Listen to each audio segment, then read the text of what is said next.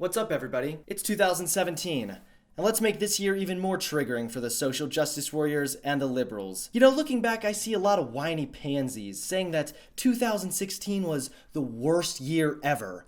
But in reality, 2016 was also the best year ever for quite a lot of reasons. Thanks to the best comedians ever, liberals and social justice warriors, we have a lot to look back at and laugh. So here are 8 of the best social justice warrior fails from 2016. Number 1, Trigglypuff. So kicking it off with number 1, we have the infamous feminist social justice warrior, Jabba the Hutt looking Trigglypuff.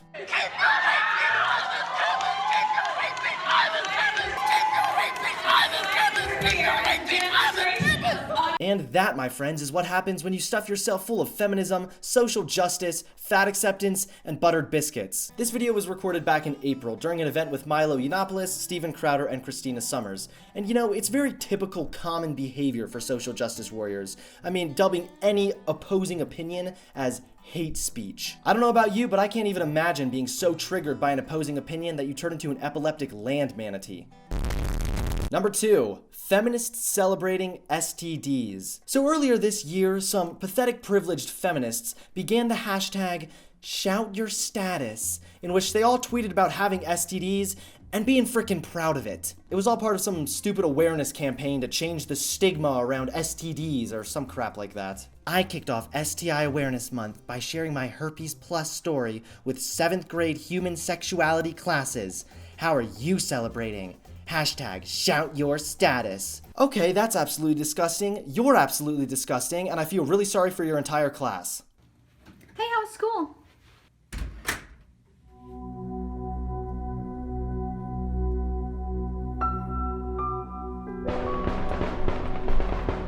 STI stigma has also been used as a weapon to further oppress marginalized and vulnerable people. It hurts, not helps. #ShoutYourStatus. Yes, they literally tried to claim victim status for having STDs. Hate to break it to you, but the only thing oppressing you is your bad life choices and the disgusting oozing sores on your wrecked vagina. Number 3, Black Lives Matter claiming that climate change is racist. This is an absolutely amazing fail from our writing comedians, Black Lives Matter. Climate change is a racist crisis. That's why Black Lives Matter closed an airport. And here's a helpful hint. If your movement needs to reach as far as to claim that the weather is racist, your movement is probably useless. Today we are saying that the climate crisis is a racist crisis.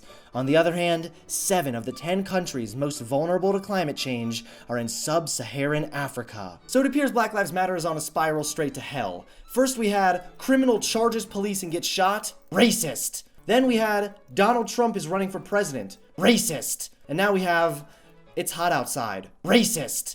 What's this? A little bit of sweat? I might as well be part of the KKK.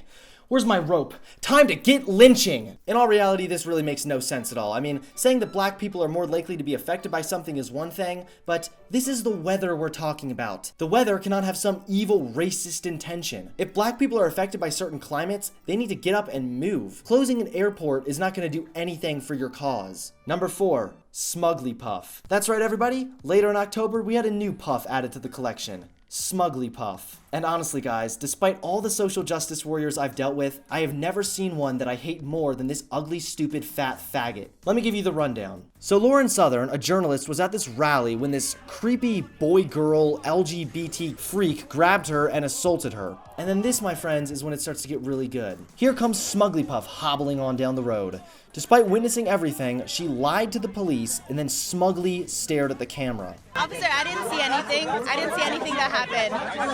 There's no reason to believe. And I mean, look at that ugly, smug face. But the good news to wrap this up, Smuglypuff was later arrested for stealing Lauren Southern's phone and also assaulting another student. Also, according to Lauren Southern on Twitter, Smuglypuff even attempted to change her gender for the court. Let's just hope she changed it to male so that she gets a longer prison sentence. Number 5. Cover Girls, Cover Boy. Yes, you heard me correctly. A magazine called Cover Girl now added a boy to the front cover of their magazine, all for the sake of earning a few social justice brownie points. Oh, wonderful.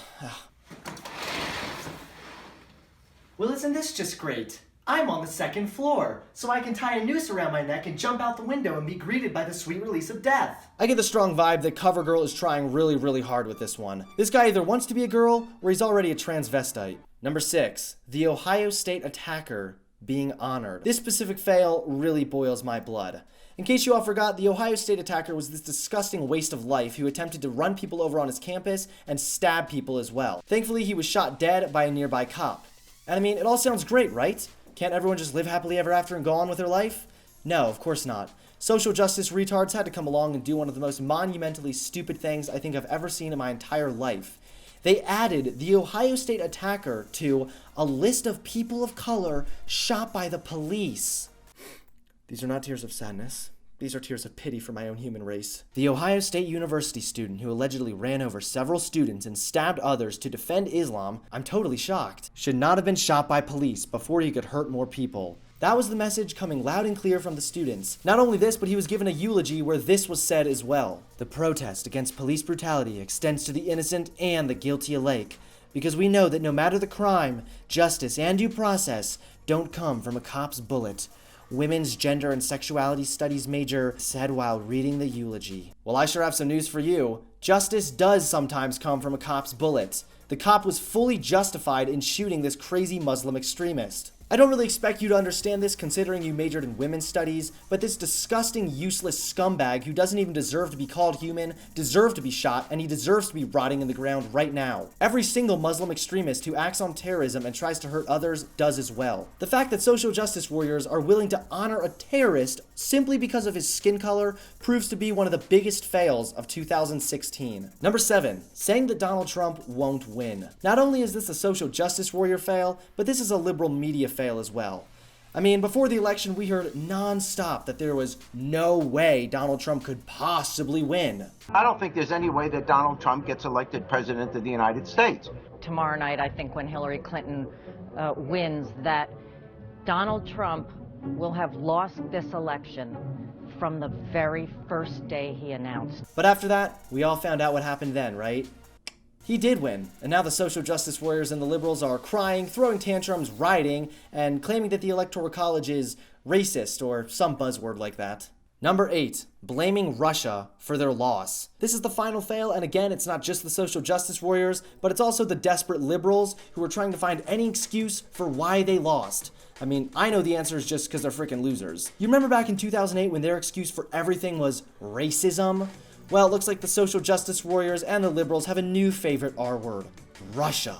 Everything is Russia's fault. That's right, everyone. The same media that told us that Trump won't win is now telling us all about Russia hacking the election. Hey, that sounds legit. Let's believe them. Apparently, even Brexit was due to Russian hacking. You know, this seems kind of easy. Just blame Russia for everything. Maybe I'll jump on this bandwagon. Russian hackers hacked my alarm again! Damn you, Russia. You know what? I'm sorry. We're done. Thanks a lot, Putin.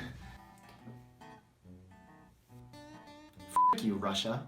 But despite their desperate claims, White House fails to make case that Russian hacking tampered with election. The DHS FBI report on Russian hacking in 2016 provides almost no new evidence to support the Obama administration's claims Russia attempted to interfere with the US electoral process. Well, sorry liberals, sorry social justice warriors. Looks like you lost again, ending 2016 with another laughable fail.